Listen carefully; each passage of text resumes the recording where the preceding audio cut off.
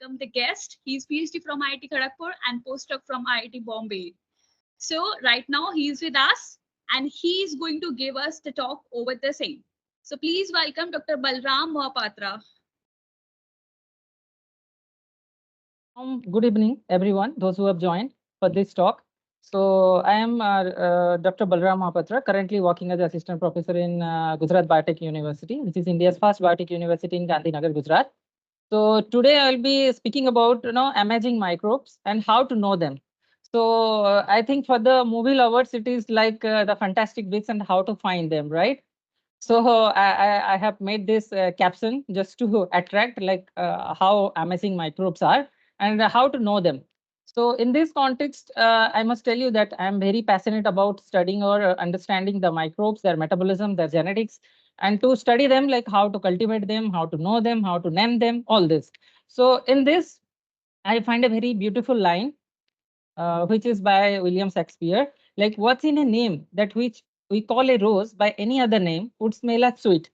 So I'll be speaking more towards in this, which is very justified by the by William Shakespeare. So it's about microbes. Okay. So if we as we all know that the life form on Earth has evolved several billion years of back, when around 3.5 to 4 billion years back, and from that time, as you can see that from the formation of Earth, the first life form evolved or started, which is the first living cell, and followed by there are photosynthetic cells which are not oxygenic. And after that, there is origin of cyanobacteria, which is the first photosynthetic form by utilizing by evolving oxygen. And then the first aerobic prokaryote, then the eukaryote. Subsequently, all the life form evolved on Earth. And in this, if you see, like there are a lot of school of thoughts, lot of hypotheses, lot of paleofossils records, and lot of biochemical genetics and geomicrobiology studies, which confirm that yes, several life forms have evolved in a sequential manner from some billion years back to recent days, which is the present day condition of Earth. As you can see on Earth, there are a lot of biodiversity. And if you critically look into this biodiversity, you can differentiate them. Like in scientific term, we call it's a universal phylogenetic tree. So if you look into this tree-like form, where all the life forms still that present on Earth are basically branched or clade. So you can see there are three distinct forms. One is bacteria, one is archaea, previously called archaebacteria, and again refers to archaea, and another form which is eukarya. In this clade, we are here like Homo sapiens. Okay.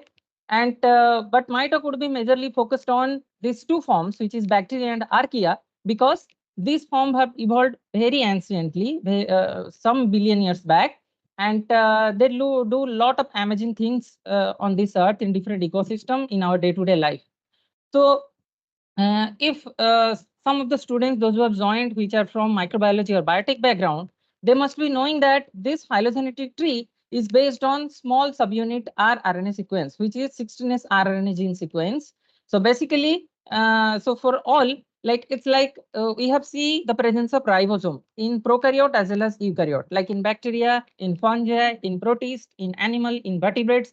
Everywhere you can find ribosome in the all of the cells, like prokaryotic or eukaryotic cells. And one major thing which is common in every life form, which is called ribosomes, right? So in that ribosome, one of a component or subunit is called 16S rRNA gene, or a piece of DNA, which codes for 16S rRNA after its transcription. And this phylogenetic tree is based on this 16S rRNA gene sequence. Okay, so the some details about this sequence and the relevance will come to in a next slides.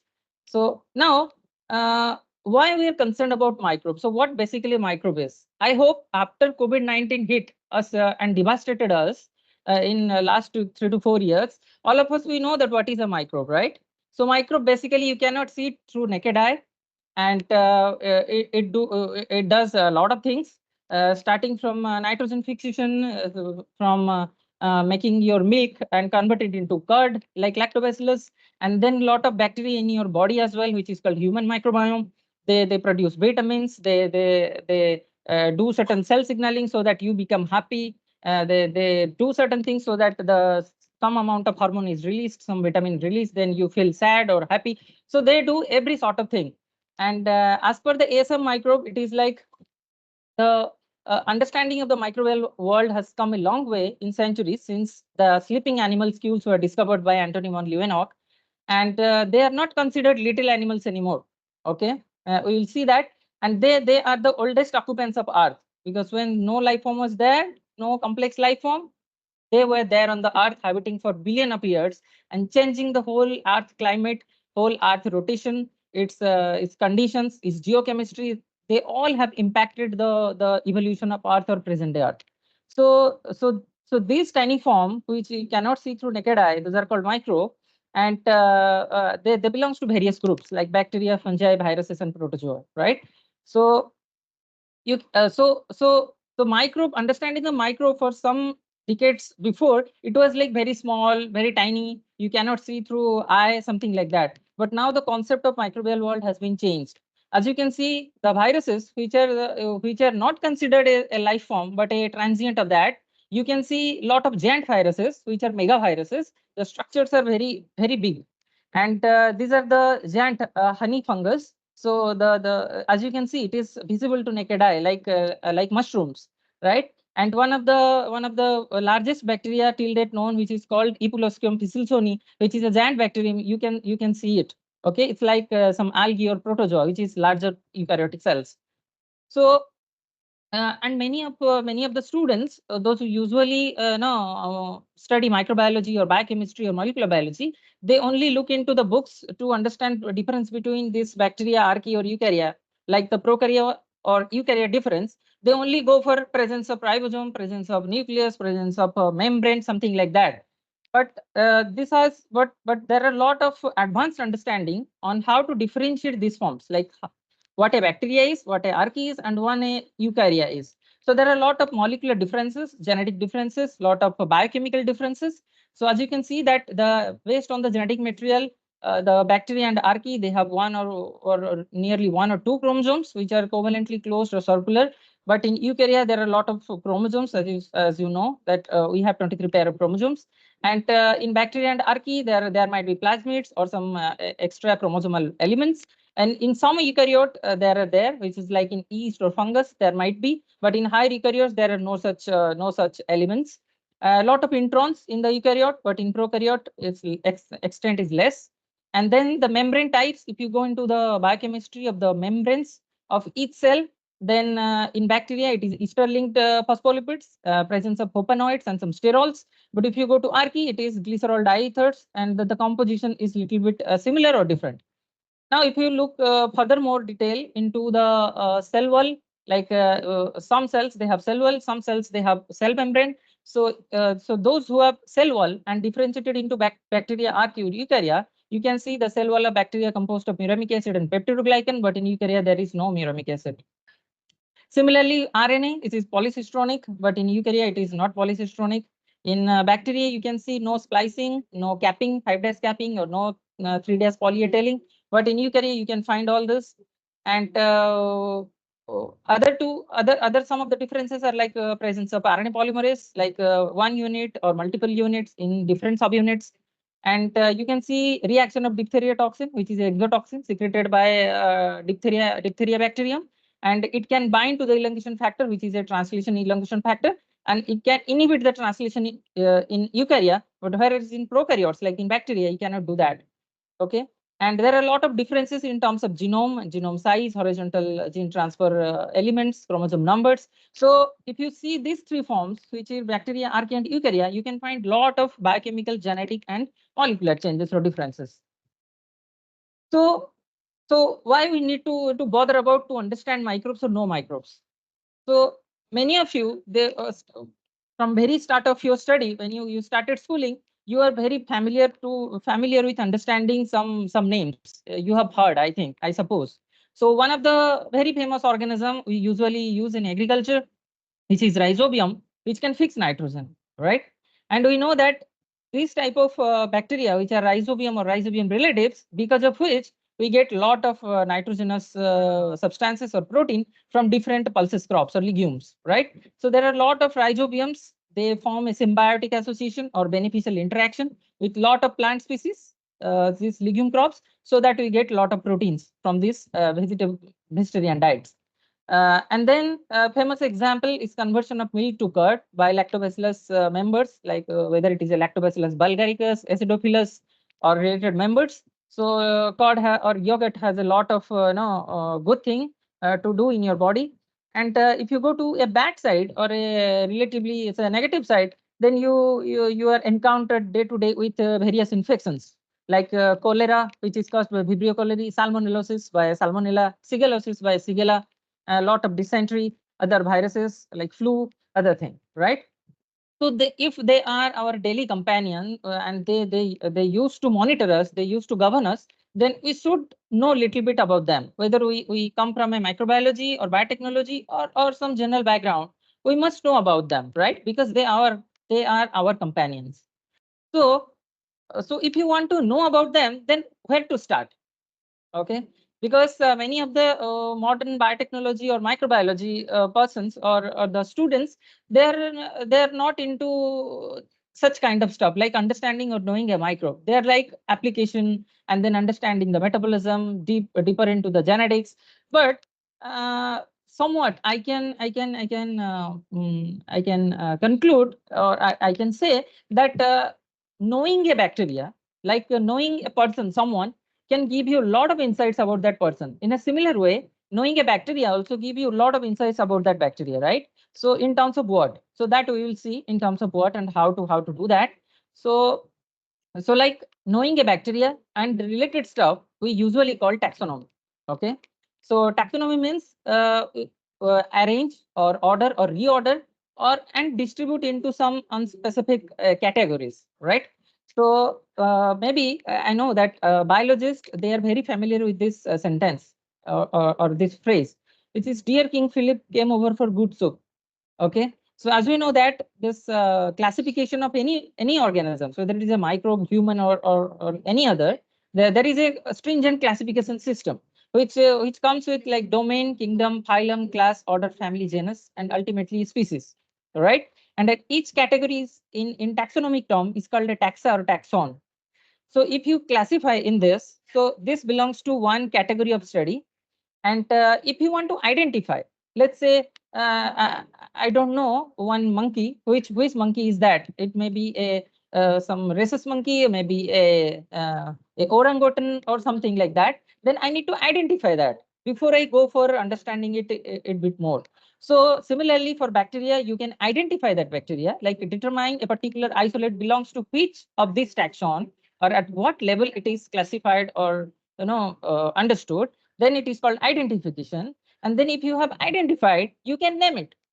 Okay, right? We have our own names. Likewise, bacteria can have their own names. So there are three things combined together in taxonomy. One is called identification, nomenclature, and then classify, which is commonly referred as systematics.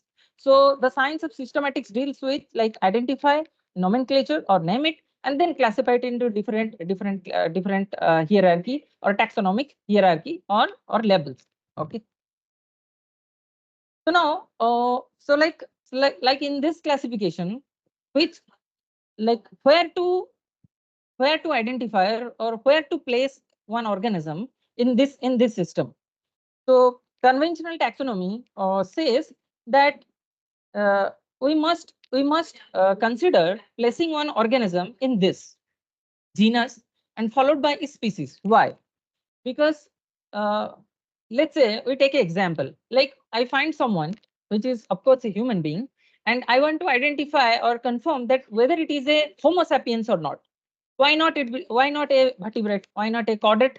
Why not a some primate? Something like that. So I must confirm that it is a homo sapiens, right? So I can go to genus and species, because once you define a genus or this lower taxonomy unit, automatically it falls into some hierarchy, right? So considering this logic, so genus is the well-defined group of one or more species that is clearly separate from other genera, like Homo sapiens. So Homo is the genus and sapiens is the species, right? So usually in taxonomy, we say that species, like for human being, it is sapiens, then it is the fundamental unit or basic unit of microbial taxonomy. Okay, so it's a so species always a basic unit of any taxonomy, not only microbial taxonomy. Okay, so what is a species then? So it's a collection of strains that share many stable properties and differ significantly from other group of strains. For example, I find some other human beings which are not sapiens, maybe I find Neanderthals, let's say, and if I want to compare like what Homo sapiens means, then I need to group together some sapiens and look for some stable properties or common properties which can be differentiated from Neanderthals, right? So the species basically means that. So it's a collection of strains or individuals which share many stable properties and differ significantly from other group of strains or other group of individuals, right? Then some other definition says a collection of organisms that share the same sequences in their core housekeeping genes, or core housekeeping genes are the genetic elements or genes which are present in every individual of one population, right? Let's say GAPDH, which is or any gene, for example, replication gene, BRCA, or DNA polymerase gene, which is present in every individuals of that population. So a collection of organisms which share the similar sequence or same sequence in the core housekeeping genes or in the genome, we can call they belongs to species or one species. But these definitions are needs to be revised because a lot of recent definition based on molecular genomic data is coming, but this needs further revision. Now, in a species, there might be a lot of individuals which are little bit different, but they form one community or a population, right? So in one species, there might be different strains which are descendant of a single pure descendant, or in microbe it is called microbial culture. So a combination of strains or group of strains, they might belong to one species, right? So and similarly type strains. I won't go deep into the type strains. And for example, if I have identified some organism, right, at genus or species level, then whom to report? Like, yes, I have identified some organism which is new, which belongs to some microbial group, which belongs to some other like archaebacteria or eukarya. Then where to report? So for reporting, there are standard journals which only consider some organisms which the author describe as a new species or novel species, or studies some of the organisms in detail. So those one of the major journal is called International Journal of Systematic and Evolutionary Microbiology, in which you need to publish your report on any new organism or new genus or species, and that would be published like this, as you can see in this example, like Lysobacter stagni species novel means Lysobacter. So the author Jung et al. They have identified one organism which belongs to a different species of Lysobacter. So they designated this Lysobacter stagni species novel, means the species is a novel. So they have identified up to genus and species level, right? And once you have reported this in this journal, so they will come into a validation list. Validation list means there is a standing committee which look into these names, whether these names are perfect, these names are according to some rules, or or there is some discrepancy in giving these names by the authors. So those names will be taken into a list which is finally approved by the systematic prokaryotic nomenclature committee, which is standing committee, and then approved the name. So this forms a validation list. So if some author publish a name and put it into a validation list, then that species name is confirmed. So that organism belongs to a new species, and it will come in the literature as a new species. So for example, in this case, like rhizobium. So how this name is approved? Let's say who gave this name, and how this has been approved, and how the name is given, and how this species name like Leguminosarum, how it is approved and how it is given, how it is regulated, what all these processes. So if you want to look more deep into this, then you can go into International Code of Nomenclature of Prokaryotes. So the committee decides upon the general consideration, how to name it, what are the criteria or the rules or sub rules, and what are the principles, what are the rules of nomenclature with some recommendations like which name to use, which name to not use, what are the priorities of selecting a name, how to name it. So all this you can get it from International Code of Nomenclature of Prokaryotes, which is by edited by George Garrity. Okay. So usually the names are given by scientists or author, those who work on this organism or find them from different ecosystem or habitat, which might be from environment, some industrial settings, from clinical settings, irrespective of the ecosystem or settings. The author or scientist who work on this organism, they need to propose a name based on the nomenclature codes, and then the committee will decide upon the name is perfect or not. So once the name is approved and put it into the validation list, then it is called a approved name. Okay. Or before that, before it is approved by the final authority, it must come into a standing in nomenclature. So for bacterial names, if you go into LPSN, which is a website maintained by DSMZ, which is German Culture Collection. So if you type any organism name, let's say rhizobium, if I type and search it, it will show you how many rhizobium species till date have been published, and which names are already approved and which names are not. So after this standard nomenclature, it will come into the validation list and it will be finally approved as per the nomenclature codes, right?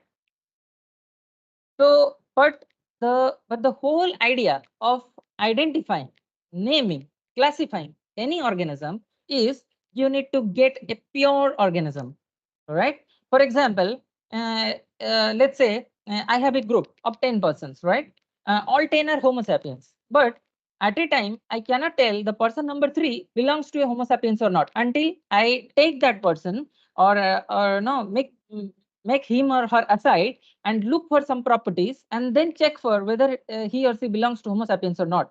So, so sometimes in natural ecosystem or when authors work on different organisms or microbes, we usually get mixed type of cultures where more than one type of organism or one type of species or individuals can be there. So if you want to name it, if you want to classify it, do a taxonomy and detail and want to go for detailed understanding, you need to have a pure culture, or in microbiology we call a axonic culture, right? So from different environmental setting, whether it is a natural environment, impacted environment, clinical settings, industrial settings, or some other habitat like extraterrestrial space, okay, outer space, or cryosphere, which is like glaciers, any habitat. From there, by utilizing different cultivation techniques, okay, as you can see in the table, there are a lot of no advancement in getting a pure culture or on a plate or in your broth medium or your medium of interest from a mixed culture or from a consortia from a community. So you can so author or scientist can employ different techniques, okay, like micro manipulator, optical tweezers. They can go for modifying the growth media, growth conditions, making a co-culture, cultivate uncultures with different helper bacteria or bacterium, then micro bioreactor, then some simulated conditions.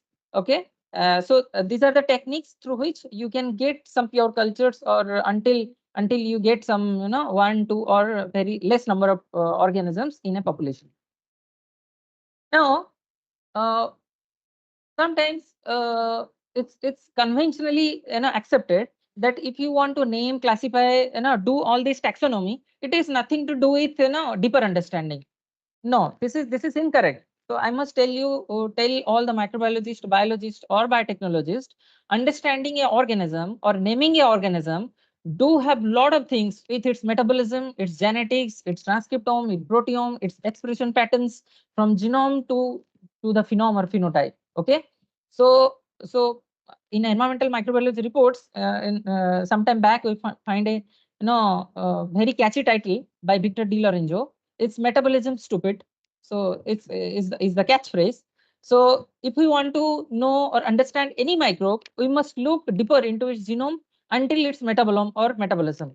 Okay, because every organism, whatever they do in the natural ecosystem or any other ecosystem, so it is tightly connected to its genetics, tightly connected to its metabolism. Okay, so understanding or naming or identify an organism which is tightly connected to understanding its characteristics, understanding its metabolism, its relatedness with other members in the community, and understanding about its ecology. Okay. So all these combined together if you want to study taxonomy or microbial systematics. Okay. Now, what sort of techniques or different things we can do to name one organism, classify it or identify it. So one of the very basic thing, let's say I am a researcher or scientist. I want to I have taken some samples from clinical setting or environmental settings. Now I want to look into what type of microbes or microbial diversity are there in that ecosystem. So my first job is that. So if we want to look into microbes, right? So in that term, if we want to identify one organism, then the first thing come into the mind of every microbiologist is which is molecular analysis. And in this molecular analysis, which is the very prominent, which is called 16S rRNA gene. As I have already told you in very previous slides, that considering 16S rRNA gene as a molecular chronometer, so that you can get to know which organism it is, and in a phylogenetic or on an evolutionary perspective, you can get to know which are the members or the nearest neighbors of this organism and how it look like. Okay. So usually we do a 16S rRNA gene sequencing. So as the name suggests, it is a 16S rRNA gene. So of course, it is coded by 16S rRNA counterpart in the DNA, which is 16S rRNA DNA portion. So we need to, excuse me. So we need to amplify this region, which is 16S rRNA gene, which is almost around 1500 base pair, maybe 1400 to 1550. Is a small subunit of 30th subunit of ribosome, and we need to amplify through PCR and then look for its similarity, okay, in different databases. So so for 16S identification, so if I am taking 16S RNA gene, amplifying it, and then look into the database and match it, like which organism are the nearest neighbor or with which it is matching, then I can look into different databases and I can match. But the catch is, if we want to correctly designate one organism up to species level, like for example Rhizobium leguminosarum, so 16S can give you idea about it's a rhizobium, but it cannot perfectly tell you whether it is a leguminosarum, whether it is a indicum, whether it is a japonica. So to correctly identify rhizobium up to species level, so there is a cutoff. So in your matching, if you take this sequence after sequencing the 16S RNA gene using Sanger sequencer, then if you look into the database and see its best hits, if it is giving you matches which is less than 98.65, because for species identification the cutoff is 98.65. So as you can see in this picture, if I am taking a 16S RNA gene of a organism which is thermus and matching in the database, and I can see the similarity value is 98.444, which is less than 98.65, okay, then I can guess that my organism might belongs to a novel or new species. So it is confirmed that it is a thermos, but its species level is not confirmed. So at species level, it might represent a new species. Okay, so that's it. That is my first task to do.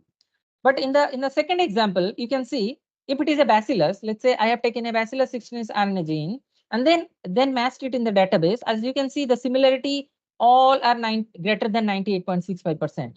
Okay, so I can say that my organism might belongs to whoever is the best match.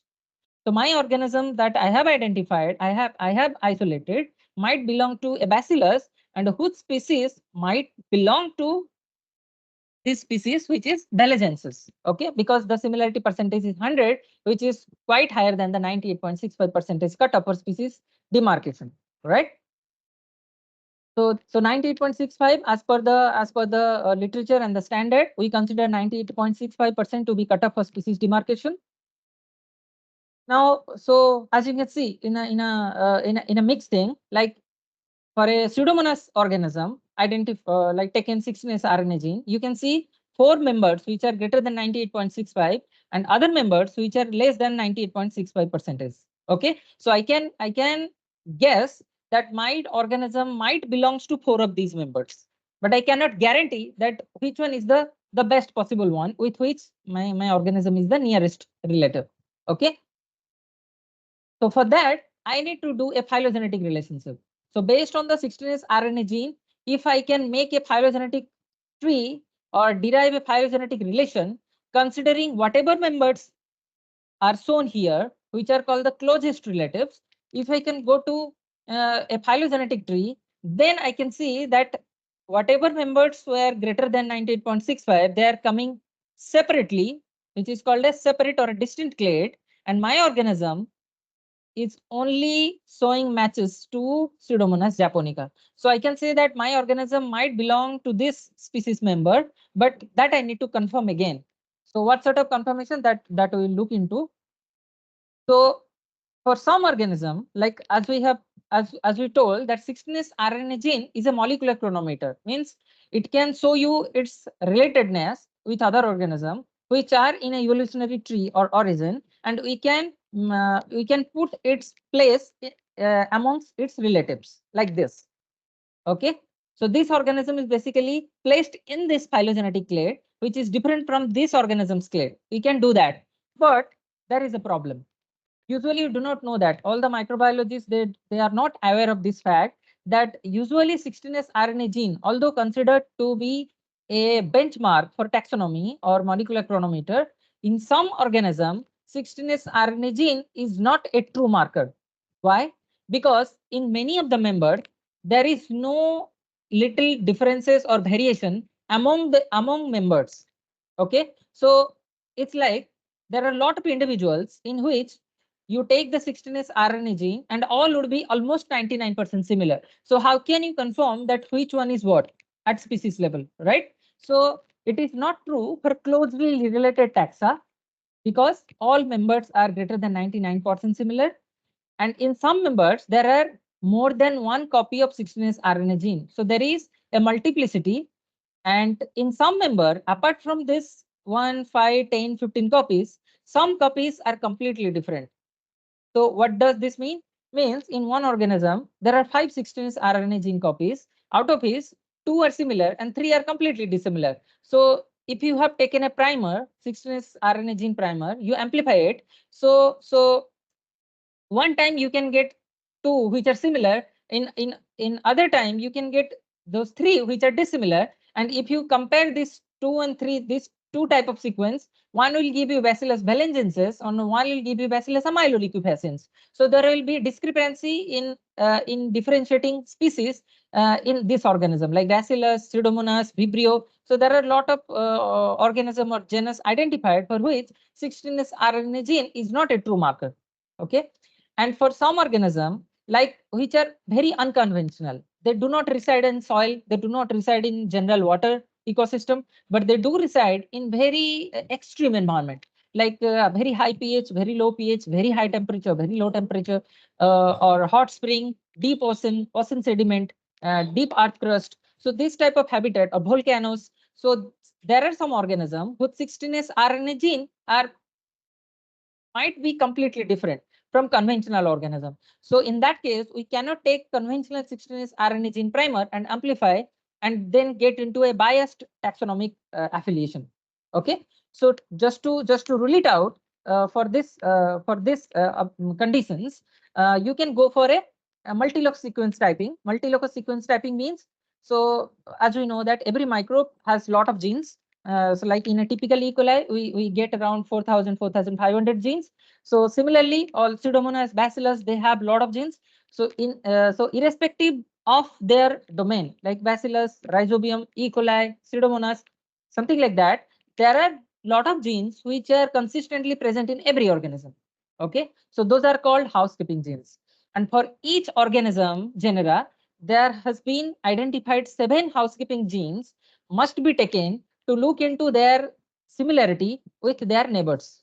Okay, for example, as I have shown here, let's say for Pseudomonas, you can take ABCZ, ADK, RIE, GDH, PDHC, PGM, and FUMC. And these 7 genes of Pseudomonas, if you compare with other Pseudomonas members like strain B and strain C, then you can find subtle differences. And based on these differences, you can say which organism is your closest. Okay, so this is called multi-locus sequence typing. So there is a database which is called public MLST, multi-locus sequence typing. You can go to that database, pub MLST, and see for no what are the 7 recommended housekeeping genes must be taken to look into its phylogenetic affiliation. Okay, and for each organism it is fixed. Now, sometimes these 7 housekeeping genes can be very similar. So in that case, we can go for a more holistic approach, which is called ribosomal MLST. Means whatever ribosomal protein sequences are there in whatever ribosome it is, whether it is a prokaryotic or eukaryotic ribosome, there are a lot of proteins because ribosome is a ribonucleoprotein. It consists of some DNA, which is so consists of RNA, which is 16S RNA, small and larger subunit RNA, and along with that there are smaller subunit and larger subunit ribosomal proteins. So we can employ these ribosomal proteins or sequences to further look into their phylogenetic appellations. So that we can do, which is called ribosomal protein sequences or RPS loci. So if we do a whole genome sequencing and fetch out whatever ribosomal protein sequences are there in the whole genome, and then based on those ribosomal protein sequences, we look for the genomic similar members or do a blast hit and look for the members with which it is matching highest. And based on that, we can confirm or conclude that it might belongs to this species or that species, right? But apart from all these molecular analysis, microbiologists are also must consider lot of basic tests which are called morphological traits or phenotypic traits, because we saw that in the previous slides, every characteristics of one organism is tightly connected to its genetics as well as its phenotype, means the metabolic ability. Okay, so based on the metabolic ability, based on the cell structures, based on the reactions they do in the cell, based on whatever cell structure or ultrastructure or sub macromolecular structures, we can also differentiate various organisms and we can find its nearest neighbors, or we can identify them. Okay, so as you can see that in morphological traits or phenotypic traits, we can look for cell shape, like it is a cocci, it is a bacillus, it is rhizoidal, it is long tube-like form. We can go for cell shape, cell size, like the dimension, and then how a colony morphology look like on a plate, on a agar plate, and then go for like electron microscopy to further look into its ultrastructures, like same TAME or atomic force microscopy. Then do a little bit of simple staining, like some microbe they take gram stain easily, some microbe they do not take gram stain easily, some are gram positive, negative, some are variable. Some organism they produce certain structures like endospore, so you can go for staining those endospores. Let's say bacillus, so bacilli, usually bacillus, clostridia, lactobacillus, they can be differentiated based on the endospore. Okay, so all bacillus they produce endospore, but lactic acid bacteria or lactobacillus they do not produce endospore. Okay, so based on these properties, we can differentiate between different microbes. Then presence of cilia or flagella, how many types, how many numbers, their orientation, and now on which side of cell it is, at a polar side, on the cell surface, at the transverse side. So based on the position of the cilia and flagella, we can differentiate. We can look for spore morphology, their location inside bacteria, then some pigments, right? We know that many bacteria produce pigments. Okay, like Chromobacterium violaceum, which produces violet pigment, violation, right? Some bacteria they produce Serratia marcescens, which produce reddish, okay, reddish pigment. Some produce usually pseudomonads, which are fluorescent pseudomonads. They produce fluorescent pigments, right, on different plates. So based on their production of color or pigment, we can differentiate that. Some organisms they produce certain inclusion bodies, means they deposit some material inside their cell, and by staining those inclusion bodies, we can differentiate. Okay, like polyphosphate granules or starch materials, or like magnetotactic bacteria, they deposit iron particles like Fe2O3 or elemental iron. So based on the cellular inclusion, we can differentiate. As you can see, one of the 2 organisms I have named, classified, and they belong to noble species. So I have given some of the properties. Like on a plate, it becomes a circular. It look like a circular. The colony are translucent. It is a convex like. The gram staining, it is a negative. The rod shape, it is a motile. You can see its its cell size, like how much micron length into width or diameter. Okay, so based on these also you can get lot of information about their relatedness with its nearest members. And yes, the important property are the like biochemical or physiological traits, which are like their ability to utilize certain substrates like carbon substrates or nitrogen substrates. Okay, for example, Clostridia. Okay, just a case study or example. Clostridia are very efficient user of organic acids because they are acid fermenters. But if you put like Bacillus, they might not do that in a way that Clostridia do, right? So you can differentiate Clostridia and Bacilli, although both are bacilliform, both are firmicutes, but you can differentiate based on their utilization pattern of carbon and nitrogen. Similarly, those who are having cell wall, you can differentiate based on the cell wall constituents, fermentation product, growth temperature, like optima, like at what temperature they can sustain easily, they can grow, and what temperature is the no range of temperature they can grow easily or not. Then their osmotic tolerance, their oxygen relationship, like whether it is a completely aerobe or strict aerobe, or facultative anaerobe, or facultative aerobe, or micro aerophilic or aerotolerant. So based on this oxygen relationship, you can get to know a lot of information about an organism and then compare with its members, like the nearest members. Then salt requirement, sensitivity to different antibiotics, different inhibitors.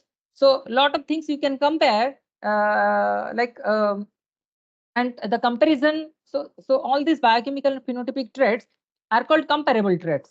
Means once you have your organism tested for these abilities, you need to compare with similar organism that you have inferred from the 16S RNA gene sequencing and its phylogenetic affiliation. Okay, so the comparative members should be the phylogenetic neighbor organisms, and you must compare these traits with those members. So for that, you need to look for those organisms are available where. For example, one rhizobium might be submitted in Korea because it has been isolated from the Korean ecosystem. Let's say some root rhizosphere of Korea, some present in Korea, and some from Japan. So these organisms might belongs to different ecosystem, might belongs to different geographic origin.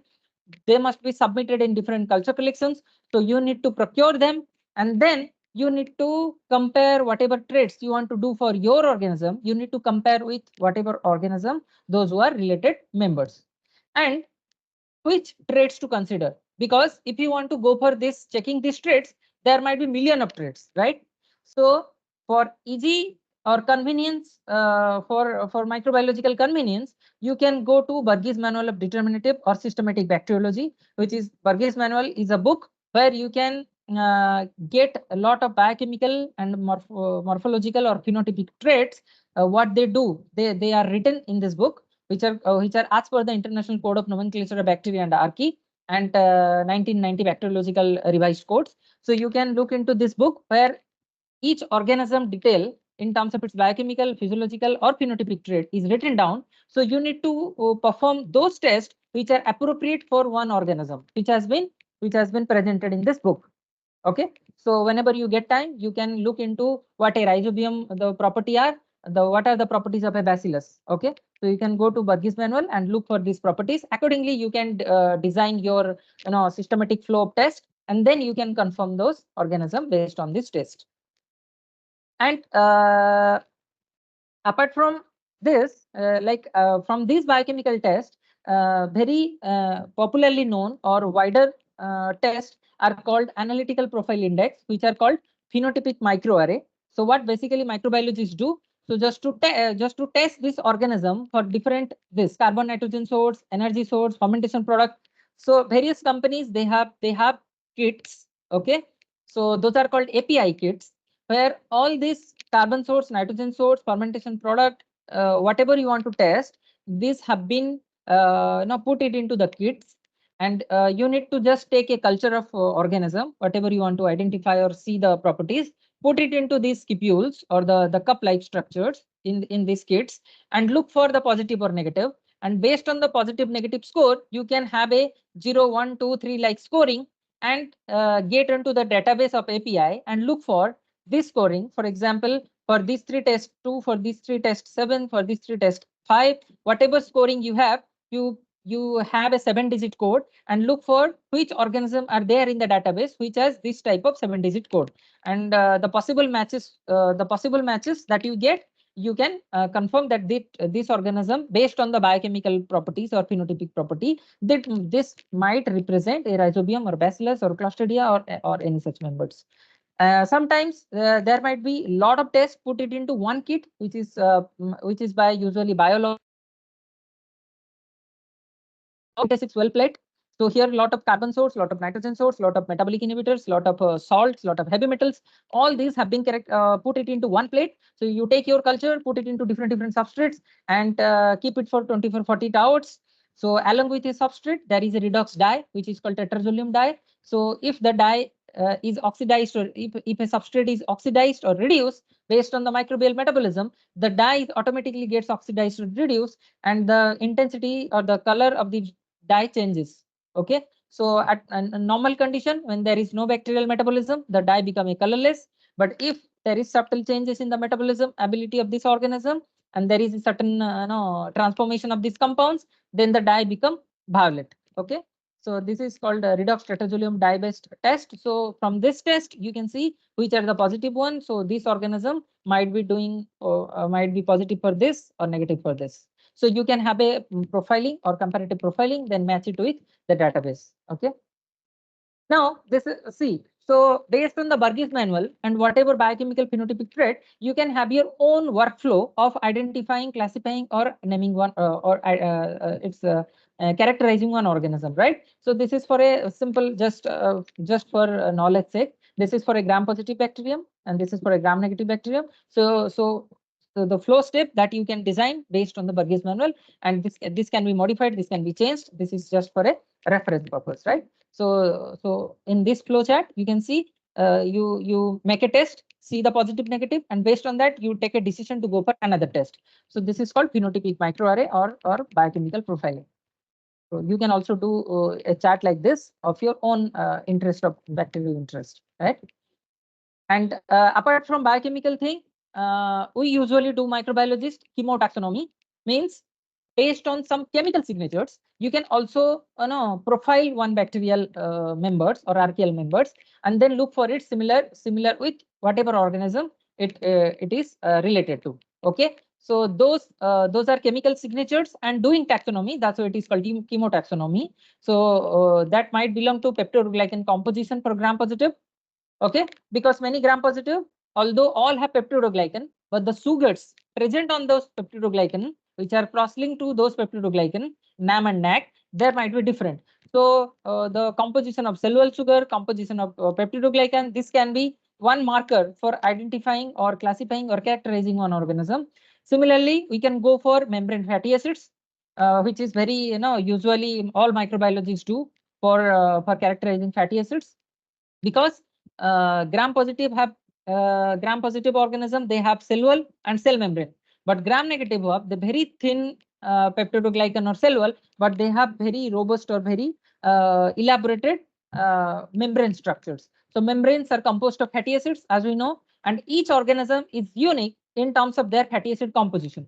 So if we want to get onto which type of fatty acids one organism has, then based on the compositional ratio of those fatty acids, we can identify or characterize one organism and then compare with other organism with which it will match. Okay, so that we can do, which is called Surlog system, MIDI Surlog, which is the company which provides a complete system. You can do that, like take your organism, then first do a fatty acid extraction and methylation, which is called saponification. So usually fatty acid present on a membrane as esters. Okay, fatty acid esters. So we need to make those esters converted into alcohol and carboxyl acids. Okay, so whenever we do a fatty acid extraction, saponify it, means corresponding alcohol and acid. Then we derivatize it by utilizing methanol. Okay, or methanol or any methyl group containing molecule. Then we need to get onto its derivatized fatty acids. Now we get this fatty acid and put it into GCFID or GCMS. You can do it, and then look for whatever fatty acid profile. And each organism at genus or species level is very particular about having one or two or three or four particular fatty acids which might be abundant, right? As you can see here in this chart, 18,1 omega 7C or omega 9C, you can see for rhizobium members, this composition is always high. And apart from that, there might be some other fatty acids which are consistently present. Okay. For example, you can see 16,0, which is a 16 carbon chain without any unsaturation. Okay. So you can look into signatures of these fatty acids, then compare with other members. And based on the comparative analysis, you can infer like whether this organism belongs to a rhizobium and similarity with this species or that or this species or that species, right? So, and apart from that, there are a lot of other things like extracting polar lipids by HPLC, then look for what type of polar lipids they have in their cell, then polyamines, and you can go for profiling the pigments from actinomycetes or bacilli members, and then look for its characterization. Sometimes we can go for multi-biotyping, which is very recent and new technique, where each the logic is each organism has their abundance of ribosomal proteins, whether it is a small or large subunit proteins, and there is a subtle difference in the amino acid composition will give you difference in the mass by charge ratio of those ribosomal proteins. So basically, if we take a cell, extract its whole protein, where the ribosomal protein are the abundant protein amongst the all protein of the cell. And then you go for looking into some specific M by Z ratios in the MALDI top. And then based on those signatures already fitted into the database, you can compare like which peaks are the signature peak of every one organism. Then based on the signature peak and its matching, you can correlate like whether this organism are belongs to some species or it belongs to different species. Now, there are some techniques which are called the last resort. Okay, so apart from this phylogenetic, the 16S, MLST, phenotypic metabolism, there are a lot of molecular tools that you can do. Okay, so for example, you can go for looking into the percentage of G plus C, okay, which is like G plus C mole percentage, because you can see the bacterial or archaeal members which are classified into different groups, they have different ratio of G plus C. Okay. So for example, if I have a bacillus, any member which belongs to a bacillus that belongs to low G plus C gram positive, means their G plus C would be less than 40%. So if I can take all the nucleotide, chop it into G and C, and then look for in a HPLC, like the composition of G and C, then the match with which G plus C percentage it is aligning with, then I can conclude that it might belong to a bacillus, it might belong to a rhizobium or other proteobacterial members, right? Because each organism is unique in their percentage GC. We can also do a G plus C percentage by from a whole genome sequencing. So if we sequence the whole genome of an organism, because a lot of various NGS platforms are there recent days. Okay, we can go for whole genome sequencing at cheap rate. So you can do a whole genome sequencing, and from the genome data, you can get the what is the overall G plus C percentage from one organism. Then try to look into the percentage G plus C. And in the taxonomic arena, it has been shown that if one organism belongs to some species, let's say a rhizobium, some members of a rhizobium, then the G plus C percentage of its nearest member should be within 2.5 to 5%. That's the conventional rule. And if it belongs to some genera, like some organism, if it belongs to a rhizobium, then all the rhizobium members should be have G plus C percentage, which is within 9 to 12% of variation at genus level. Okay. Now, in the molecular tools, there are a lot of other techniques. Okay. So like restriction patterns, we can go for looking into the restriction pattern of the each of the whole chromosome or the genome, then look for the restriction pattern of similar organism. And then we can go for sequencing of different portions of DNA, like coding and non-coding portions of DNA. Okay, we can go for phage typing, like a lot of prophages are there in the bacterial and archaeal or eukaryotic genome. So you can go for typing those pages. Okay. Then a lot of this molecular technique, but each molecular technique has its own taxonomic resolution. Okay. So we must be very cautious when we consider this molecular tool and we must be very clear at what level we want to identify or characterize an organism and look for its taxonomy, right? So as you can see here, the G plus C, it can resolute in the species and genus, this area, whereas the DNA hybridization, you can go beyond the genus level, but for some other like cell wall structures, phenotype, API, biolog, RDNA sequencing, it can cover a spectrum of this taxonomic hierarchy. Okay, so we must be very clear which technique to choose for identifying or characterizing an organism. And I think we all know that DNA hybridization become one of the key technique or the last resort, because maybe I don't know, all must be aware that how we got to the conclusion that we are very much similar to our some of the primates, okay, or we are very much similar to why we are Homo sapiens, but why not Homo erectus, Homo neanderthals, or some other organism. So the test through which it is confirmed that we are related to which primate group, or we are whether belongs to which homo group, sapiens and neanderthal. This is the test which is called DNA hybridization. Okay, so basically for bacteria and archaea or any eukaryote, we can do this DNA hybridization. So what basically we do, we take the whole DNA, okay, and from my organism with which I am working and want to decide upon testing, and I need to take the DNA of probable organism with which it is matching some of the relatedness at phylogenetic level, right? So, for example, if I want to know what is the DNA hybridization of my rhizobium and what is its relatedness, then I need to have some rhizobium members, species members, which are showing some sort of relatedness at genomic level, phylogenetic level, molecular, some biochemical level, or phenotypic level, right? So I need to take those DNA and then do a DNA hybridization study. So those DNA hybridization study can be done in an in vitro process, like you can go for optimum renaturation temperature or melting curve based technique. You can go for relative fluorescence unit or delta TM. I'm not going deep into much deep into this technique, how to do that. Or there is a alternative, like you can make a whole genome sequencing, and you have your whole genome, and take the whole genome sequences submitted in the database for the related members, then do a in silico DNA hybridization test. There are a lot of online resources and some apps and tools through which you can do that. So you can do a in silico DNA hybridization and then decide upon like with which it is matching maximum.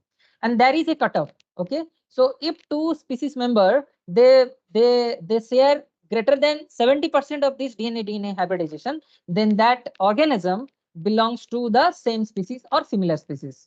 Okay. And if it is less than 70%, then it is concluded that the organism might belongs to a different species, which is not comparable or not similar to whatever related members you have already identified. Okay. So 70% is the cutoff DNA hybridization, and based on that, you can basically conclude upon which organism and what level it is matching with. So the greater than 70% are considered members of the same species or same strain or same genus. Okay, so you can decide upon that.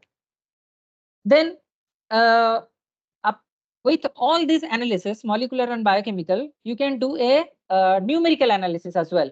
So for example, the one is your organism, and you have done all the analysis for organism number 2, 3, 4, 5, 6, and then you can go for some statistical analysis, which is called numerical taxonomy. Okay, so you can decide upon the matrix for looking into the similarity of their traits or dissimilarity of the traits. So there are a lot of metrics the for matching. So for matching, for dissimilarity and similarity, there are a lot of matrices. One of the example is Jacob coefficient or simple matching coefficient. So you can do this statistical analysis and you can check upon with which it is matching, or it has the ability or the properties related or very closest. So you can do this type of diagram, which is called dendrogram. So basically, dendrogram is a hierarchical relationship between objects. So here in this case, 1, 2, 3, 4, 5, 6, whatever traits you have tested for whatever organism. All these are called objects, and you can make a correlation or clustering of them and look into the numerical taxonomy for comparative conclusions. Okay. So so this is a summary slide.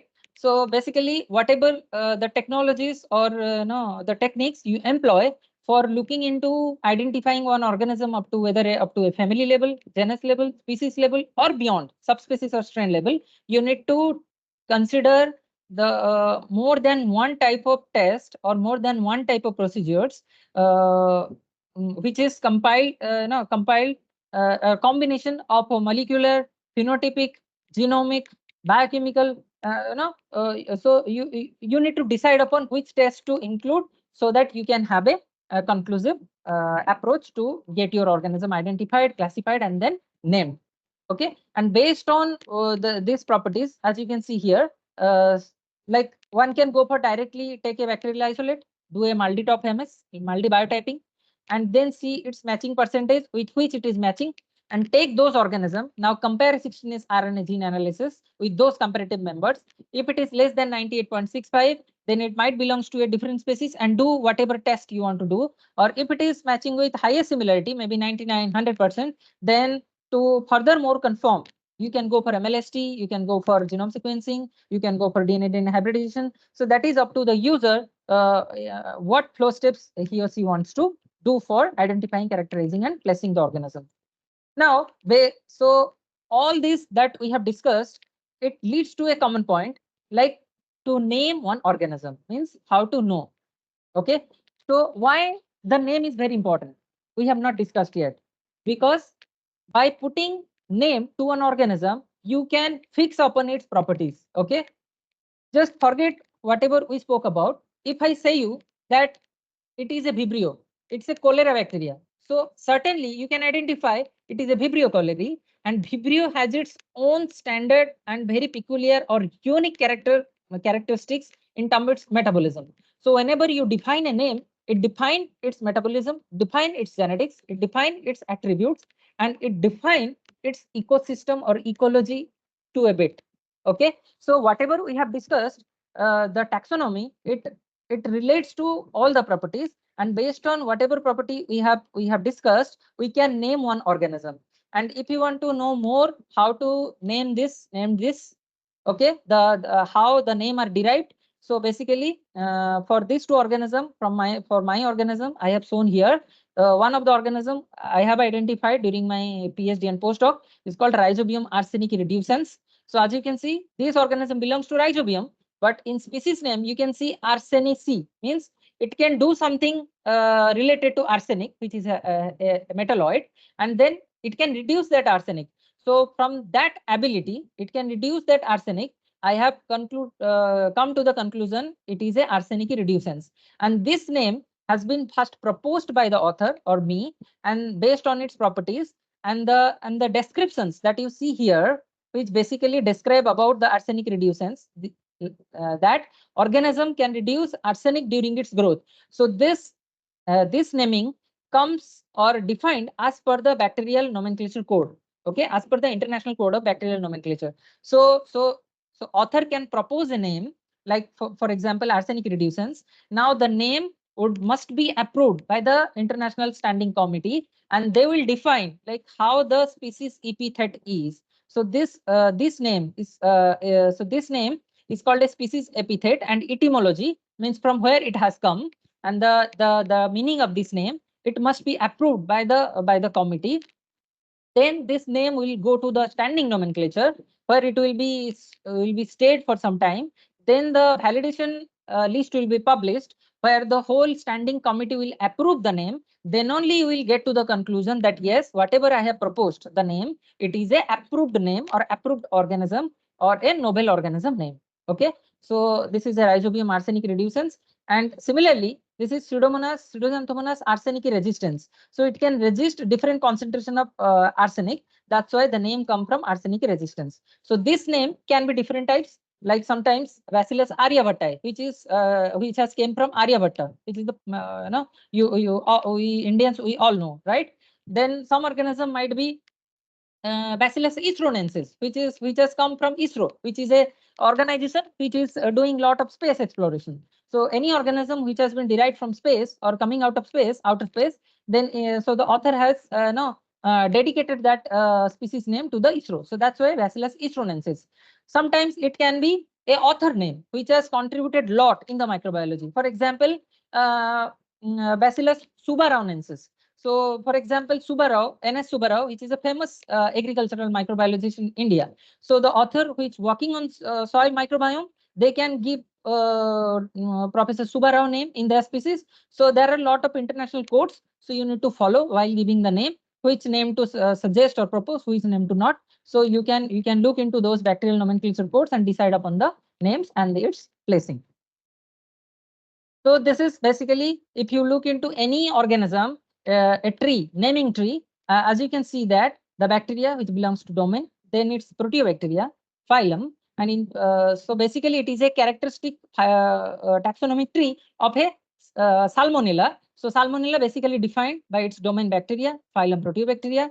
Okay, it belongs to gamma proteobacteria. Then in the gamma proteobacteria, it belongs to Enterobacteriales, which is the order. Then it belongs to Enterobacteriaceae, which is the family. Then in the Enterobacteriaceae, there are a lot of genus, amongst Excuse me, which sir. Salmonella. Sorry. Excuse me, sir. Sorry to interrupt you. Sir, actually, we are running out of the time. So, could you please summarize as early as possible? Right. This is my summary slide. Yeah, thank you so much. I hope all you got the glimpse about the microbes. Maybe we can open for questions or discussion. Yes, I would like to request all the participants. Sorry, sir. Sorry to interrupt you. I would like to apologize as we are having a time session till 8 p.m. So I would like No to issue. request, oh, yeah, I would like to request to all the participants, please come up with your question. Once again, that's a really wonderful session, sir. Thank you, Charisma. Yeah, hello, sir. It was a very nice session, and you have very patiently explained the detailed procedure and how to do it. Just a query is, how do you deal with cases like actinomycetes where it is confusing, like whether it is a bacteria or not? Right, right. So in that, I told you, like for some organism, which in actinobacteria also, you can find lot of variations. Like some can form hyphae-like structures, some are like normal bacterial structures. There are a lot of confusion in the actinobacterial domain. Okay, so in that case, there are recommended protocols like which test to go after one after another as per the literatures published in the IJCM or systematic applied microbiology that you need to look upon. Like first do a 16S RNA gene sequencing, then look for its genus because it will give you some idea about its genus. Then for further up to species, subspecies or strain, you can combine different molecular or other biochemical traits. Okay.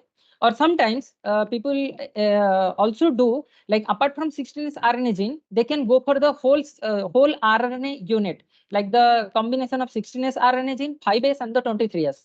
So you can sequence the whole stretch and then get into a more taxonomic resolution. So in case of a biased taxa, like actinomycetes or some bacillus members, okay, you can do that. Yes, sir. Thanks a lot, sir. Is there any other question? I would like to request to all the participants to stay in the call after the questions because the founder is going to make one announcement related to the workshops which Practiva is going to have. Is there any other question? Please come up.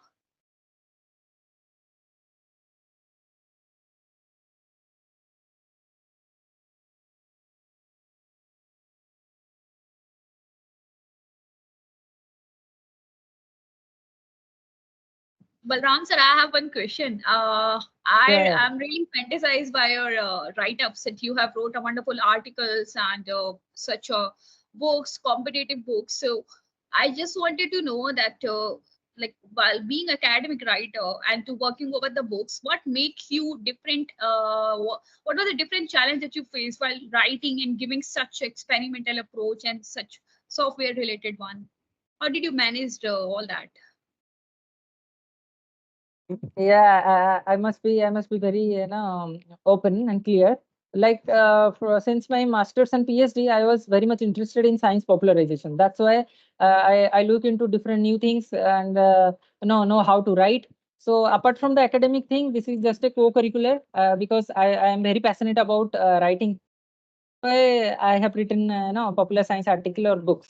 And related to these competitive books, I find like in some of the sectors like agriculture microbiology or soil microbiology, there are a lot of lacuna. Okay, there are not lot of books. So that's why it no I was enthusiastic about writing those books. So we would like to be the part of your learning, like if possible, like some of the participants also want that if you can allow, like not today, but later on, if we can meet in terms of learning the academic writing skills, the workshop in future, if we're going to have, would like to be you be our part. Yeah, sure. I am pleased. I am pleased to do that. So if someone connects to me, or we can do that like a workshop, how to write. No, we can do those stuffs, right? I'm right now. I'm associated with this your Biopractify, so I will be associated for a long term. So we can do that. Definitely, we can do that. Thank you so much.